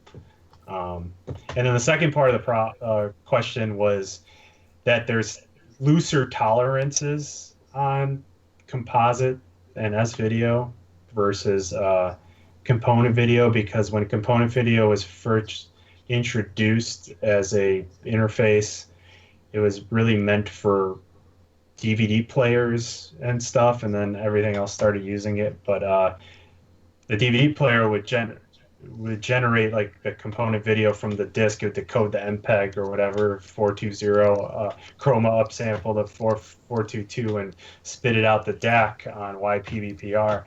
And that was always 480i, and it was a digital source, right? That was just converting to analog for the interface. So I have a feeling that's why the tolerances are tighter on component versus composite S. I don't know. Does anyone else have any ideas? I'm kind of just like talking. Hey, maybe I should. I kind of I didn't really troll him. I just kind of hounded the guy, the CTO of Vizio, who seems to have a very open dynamic with customers and people on Twitter. Not with Maybe us. I know that, but maybe everyone on this that's participating on this podcast and our viewers should spam the shit out of that guy and ask him for some answers. We all ask them why Vizios are no good on SNES refresh rates. Yeah, what's up with the vertical refresh? Or I think Zach in general is just his specific Vizio doesn't support it at all. Yeah. What's the firmware update? Let's be honest here. Is it likely that a software-based emulation solution on a machine with analog output will ever operate fast enough to handle light guns for the NES? Could the absolute fastest modern display today hypothetically work in combination with an OSSC with small enough delay to allow light guns to be played with an HDMI display? Can I talk about that for just a second? I'm sorry, Nick. Go ahead if you were going to say something. No, go for it. I have been throwing around a couple of different discrete design ideas to address this, and I don't know if my math is right. But the differences in vertical blanking and the timing and everything like that, if we can create some artificial propagation delay in the zappers and these light guns, I think we can match the discrepancy between when the LCD draws a frame and when a raster line would draw a frame. I think that if we can just introduce that artificial propagation delay, we can make light guns work again. We can make light guns great again? We can make light guns great again. No, there will, of course, there's large discrepancies, right? And not only we're talking about input latency, but we're also talking about screen refresh and the pixel fill rate, how fast these pixels on screens can transition, right? So there would be some fine dialing, but I think that it's absolutely possible to artificially induce a delay so that they're almost I think your delay has to be in the software of the game. Yeah, that's exactly what I was going to say, because René brought this up the other day, and this is actually an idea I had like in 2011, 2012. If you characterized all this, I had this idea. You measured like all these, like you have the switch of your zapper hooked up to a scope and the photodiode, and you started measuring all this stuff. That if you could like hack the cartridge, like the Duck Hunt code, to change when it's expecting that stuff, you might be able to do it like that. And like, my ideal scenario would be like a Game Genie code that you could put in there to change everything to Game Genie code to make your light gun work on an LCD. That was my idea a long time ago. Never had a chance to screw around with it. But yeah, René, you were about to say something. Well, Game Genie code, sure. If there's some RAM value or ROM value that says, right, in X amount of frames, look for that black to white transition. Else, we're kind of screwed. But yeah, it's an idealist view of it, because you're probably not going to be able to implement it in 5 or whatever. changes that you are limited to on a Game Genie. Unless you could Or find I- some like worthless blob of code where you could like put a weight in there, like I've got it. I've got an idea.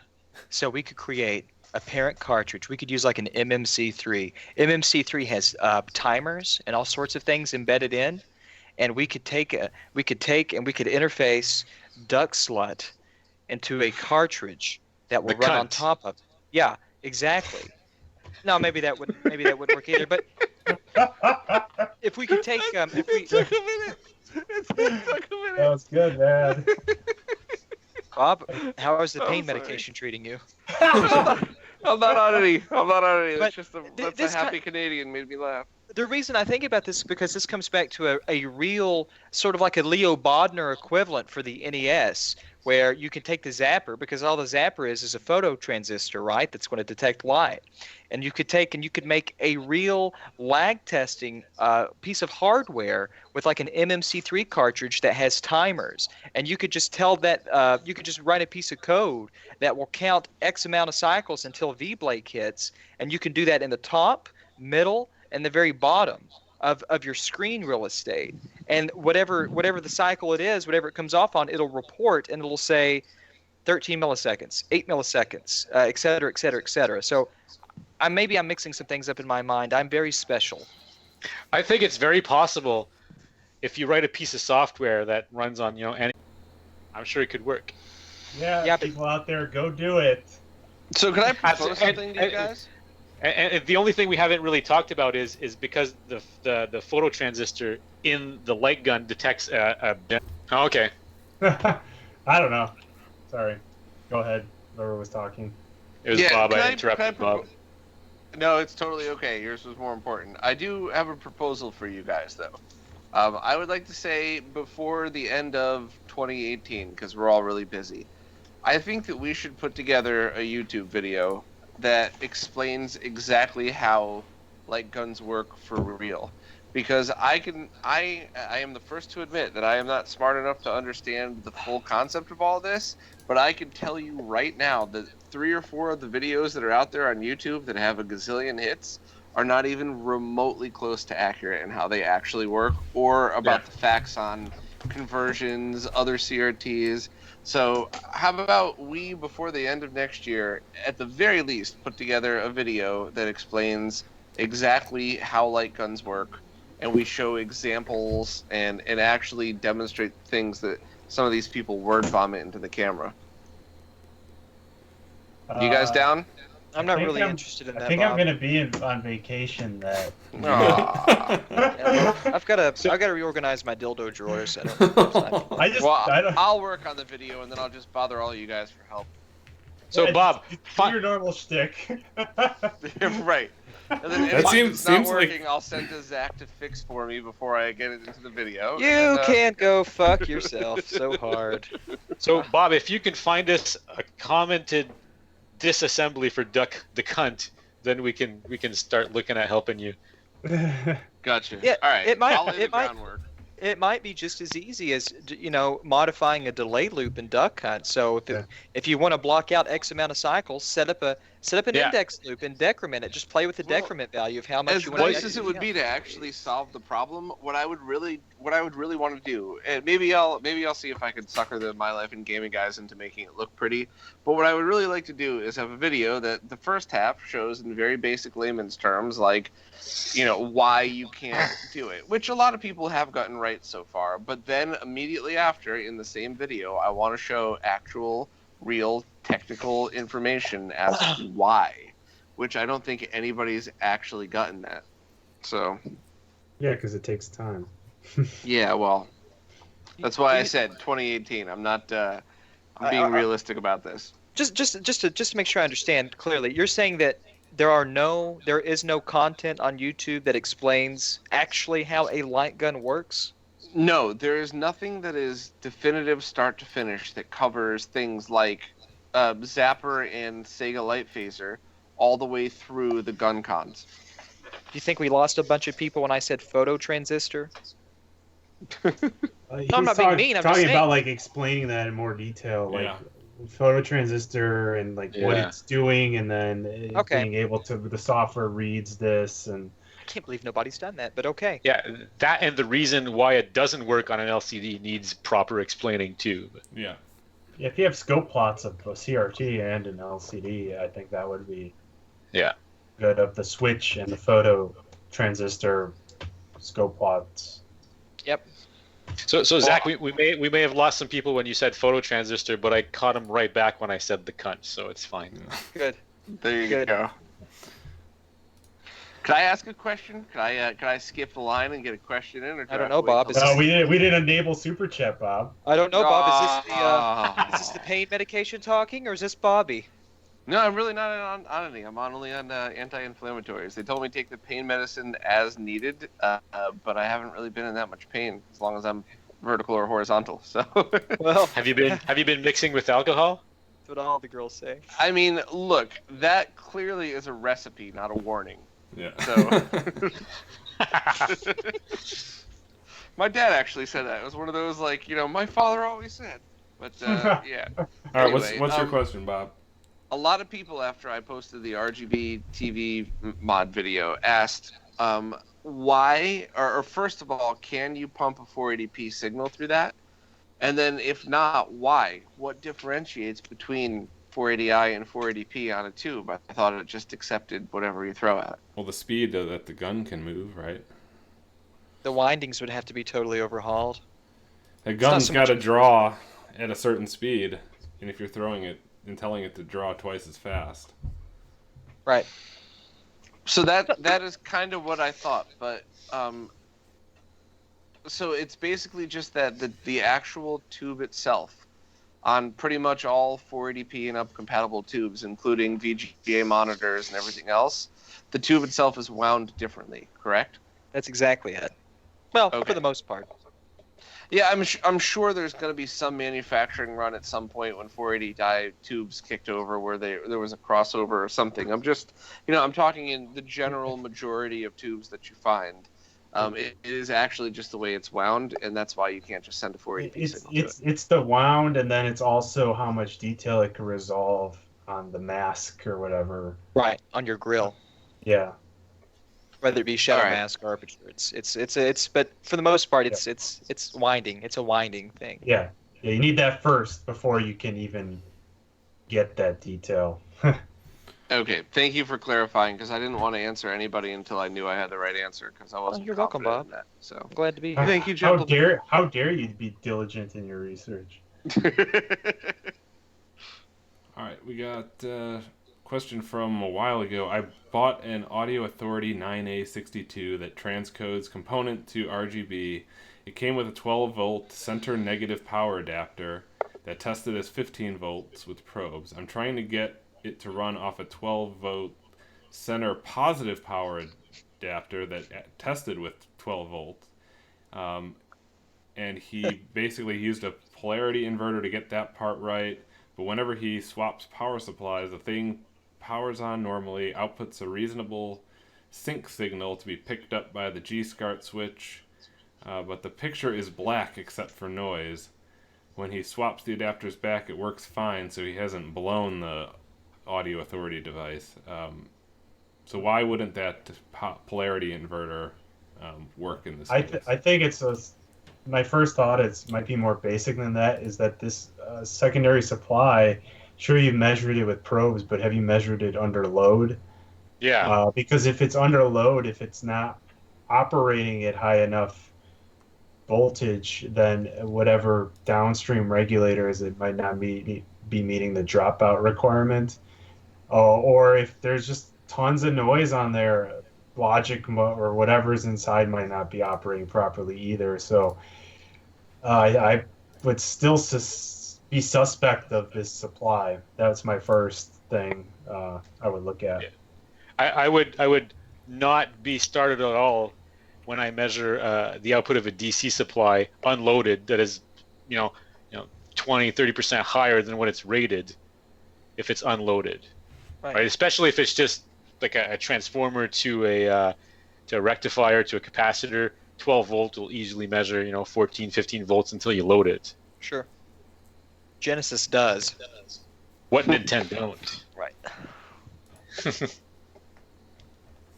So I would still suspect the supply. Don't trust both the rating listed on it and the probe measurements when it's not under load. Cool. Whoever's question that was, try that out if you can, and you can ask again if you're still not. You need special. You need like a load resistor, so you have to order that if you don't have any a certain wattage. So yeah, like I've had a lot of wonky behavior on Raspberry Pis just because I was using poor 5-volt supplies with them. All right, Retro Gaming Cables recently released his SNES Pack-a-Punch cables in 75 ohm and TTL C-Sync variants. He got the TTL ones to pair with the Voultar mods and NES RGB, but after he ordered, he's reconsidering whether it was a better idea to pair the TTL cables with pre-attenuated signals and potentially use the cable on the wrong console, or to make use of all the solder straps to output TTL C-Sync from each of the boards and pair that with standard configuration cables. Is there any difference in the signal quality at the receiving end? I think I would have to know exactly what the implementation of Retro Gaming Cable's 75 ohm version is. And then based on that, me and Voultar were probably going to look at this again. So if you got his board having series resistor, and if at the other end, the SCAR cable has some sort of series resistor, I think we were able to calculate all these corner cases, and if it would still work well. But I guess we need to know what that other resistor is. We need to know that implementation. Yeah, because the problem is, and I'm not being negative or anything like that, but the internals have changed quite a bit, and they evidently maybe they still continue to change. So there's no stateful sort of configuration in any of these cables that I've seen from him. So I need to know. There are a lot of wild factors, right? I know that some cables have 75 ohm resistors as a impedance termination, and that might be that's going to have to definitely look into that. Yeah. So can I interject here? People can just avoid this entire mess by using HD Retrovision cables. Right? Absolutely. Absolutely, and I encourage them. Says the guy with the LJN shirt on. It was given to me. But only there was a shirt that promoted using component video cables instead of RGB. Well, what do these cables look like, René?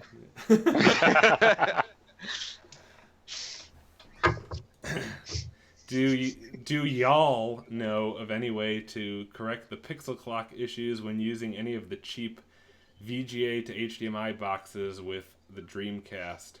I also use one with a MIST FPGA clone of multiple retro computers and has the same problem with that squished picture with vertical banding. Unfortunately, my monitor has no pixel clock adjustment. Dreamcast is NTSC and the MIST is PAL. So the monitor doesn't have just like a H size. Right.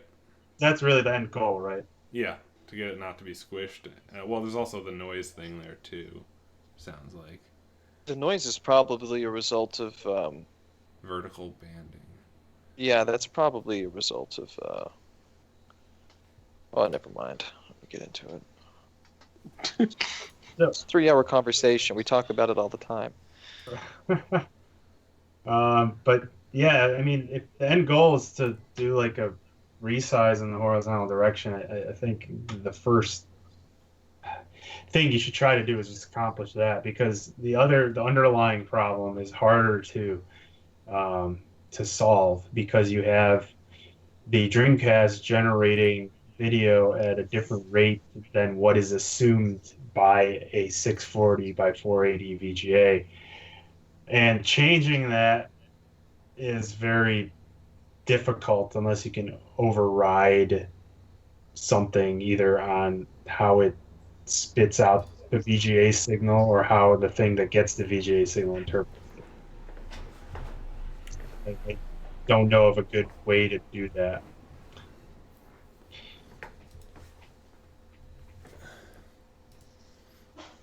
Okay, let's move on. What But the references? future Dreamcast component cables won't have this problem. So. Yeah. Yeah, expected in 2012 or 2022, right? Not 2018. Ugh, I was thinking 2030s, man. Yeah. Yeah. Might be generous.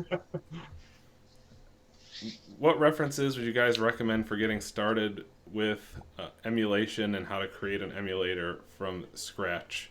And he mentions that he has a background in math and programming. I mean, I think you need to understand assembly and a high-level programming language for one, right?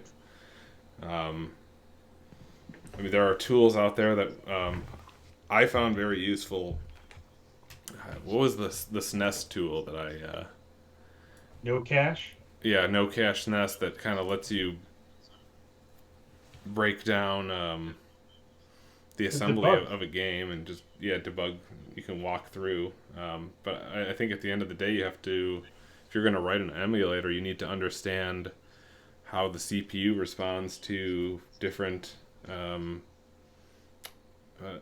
effectively opcodes is what it ends up being, and you need to recreate that in a software program. This is exactly what we talked about last week, where the first step is you got to understand the behavior, and then you emulate that. But you got to understand it. You want to use a good emulator with a good monitor, in other words. Good. I don't get it. You don't get what? You want to use a good emulator? I mean, if you want to learn the nature of an architecture, I mean, you want to use a good emulator for that architecture that has a real-time monitor. Right. So yeah, that's all I'm saying. Got it. Yeah. René, were you going to say something? Yeah. I was just going to add it's writing software in a whole different paradigm. It's about writing software based on timing requirements, right? Instead of based on data and memory requirements. Yeah, I mean, at least for me, learning things is often easier if I have an example to go off of. So if somebody has like open source code that they've published of an emulator they've written, I would look at that as a start to just like understand how they approached it. Not necessarily to copy things because they may have done things wrong, but I'm sure that if it's a working emulator, you can at least get the general principle of what needs to be done. I don't know how much like that libretro stuff is pretty open source, right? So you could probably get the source code for that and understand. Yeah. All right. I don't have a background in electronics, so most of my information comes from sifting through decades of forums threads. Do you just fall back on your years of experience or perhaps the books you suggested? For example, I've been working on a Sega CD Model 2 that first didn't power on at all, and with that fix now won't read game discs. I've tried a new drive and different lasers. What's your process for troubleshooting hardware? I think we talked about this in a previous stream, right? It's just troubleshooting in any form, whether it's hardware or software, is about trying to isolate the smallest possible modules of what it is you're troubleshooting and making sure that that piece works in relation to the other system and then moving on. Yeah. So it's all an exclusionary process of deductive reasoning. So as far as using forums as a reference, I know in the past a few of us have had some vigorous opinions about forums and the information that's often more mythology than anything, or anecdotal than anything reliable. But the fact of the matter is, for a lot of the stuff, you can reference forums. Take it with a grain of salt, and if it kind of makes sense to you in your head when you read it, go along with it. But if something seems pretty hokey, just keep that in mind. But as far as researching things, like a fuse being blown in your Model 1 Sega CD or something like that. That's fairly well covered. So absolutely use those resources. That's really all I have. And if you're going to use the forums, right, they are a very good source of figuring out how to be an asshole. But when you're troubleshooting, you should always start with simple assumptions, right? Like try to figure out the simple stuff first, right? Like you said, is the fuse blown on Sega CD? That's the main problem that they all have, right? Try the simple stuff first. Don't target the difficult, complex problems, right? Always try to go for the simple solutions before trying the complex solutions. My first IT job, I was actually like 19 when I started. And I apprenticed under a network administrator that was like 67 and a little bit nuts. Apparently, right before I worked there, they had to send him to anger management therapy because he started yelling at people too much. And for whatever crazy reason, I got along with him really well. And the thing that he always used to say, I'd walk into his office with like this complex question, and he'd cut me off and he'd go, "Is it plugged in?" And I'd be like, "David, it has nothing to do with me." And he'd is it plugged in? Is it plugged in the right place? Is the other end of it plugged in the right place? And he would always ask that. And sure as shit, that troubleshooting method, even though quite literally things were always plugged in fine, it was just that method of troubleshooting. The fact that he like burned that into my brain at such a young age has solved so many issues in my life. So you could even think that in routing, right? You're routing a circuit board. Is it plugged in? Isn't relevant. It's a circuit board. However, is it plugged into the right trace on the board? So yeah, but keep it simple. Start, take a deep breath and just immediately take a step back and look at things. And that for me has always been the number one in troubleshooting stuff. And then, then asking people that already have the experience, where forums are great if you happen to know the people that are answering know what they're talking about. Unfortunately, they're also filled with a lot of people that love to think that they know what they're talking about, but don't. So, one thing that, maybe this is really obvious, but whenever you're approaching a problem, you're usually making some set of assumptions. And I think that once you start getting conflicting information, rather than like after you've exhausted your options to make sure that you've actually acquired that conflicting information correctly, because it's possible you measured something wrong or something stupid, that if none of that pans out, you need to go back and check your assumptions. And maybe that's super basic, but a concrete example of that is if you're taking the forums as truth, that's your assumption. If something is now conflicting that information, don't necessarily assume that you're doing something wrong. It could be that your assumption is incorrect, and you need to go validate those assumptions first. So that's kind of my general approach to things.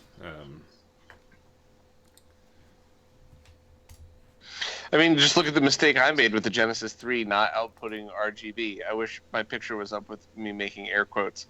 So I did the same thing. I just assumed that all these people were right, and then when I plugged the cable in and it didn't work on one Genesis 3, I assumed they were all like that. I never once stopped to think maybe I just had a bum Genesis 3, which it actually is what happened. So yeah, it's a great example. Yep. All right, we got one last question from the... Oh, I got to sneak one more in. How many pillows could actually be stacked behind Steve in a vertical order?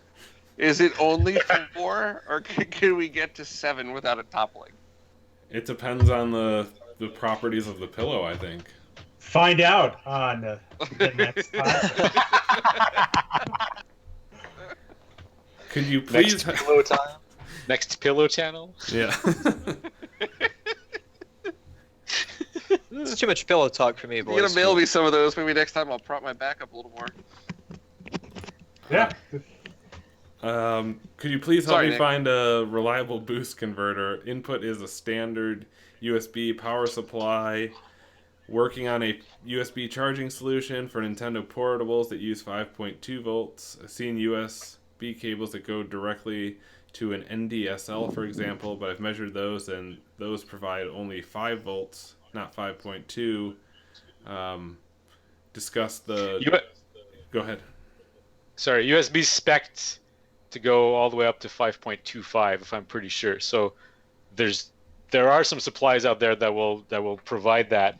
I got one off of eBay a while ago, like years ago, that outputs 5.25. It charges my phones in an instant compared to 5-volt supplies. Not sure if it's completely safe with all devices, but they definitely exist and they're within spec. But isn't that just dependent on the charging current, not the voltage? Well, yes and no, because charging occurs in 2 cycles, right? It occurs in constant current mode, and then it occurs in constant voltage mode. Oh, okay. Right. There's 2 phases of charging for lithium packs, anyways, right? Okay. What would you know about lithium packs?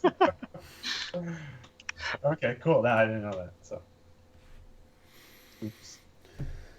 All right. That's all for questions from our sheet. Oh well, no, we didn't really answer that question. Yeah, at all. Well, I thought he's looking for a boost converter, right? Well, isn't the answer to buy something that's to spec rather than apply a boost converter? I think he also wants to learn more about boost converters. Okay. Let's answer that part. So I don't know if he's trying to find a off-the-shelf like external solution. I don't know if anything like that exists.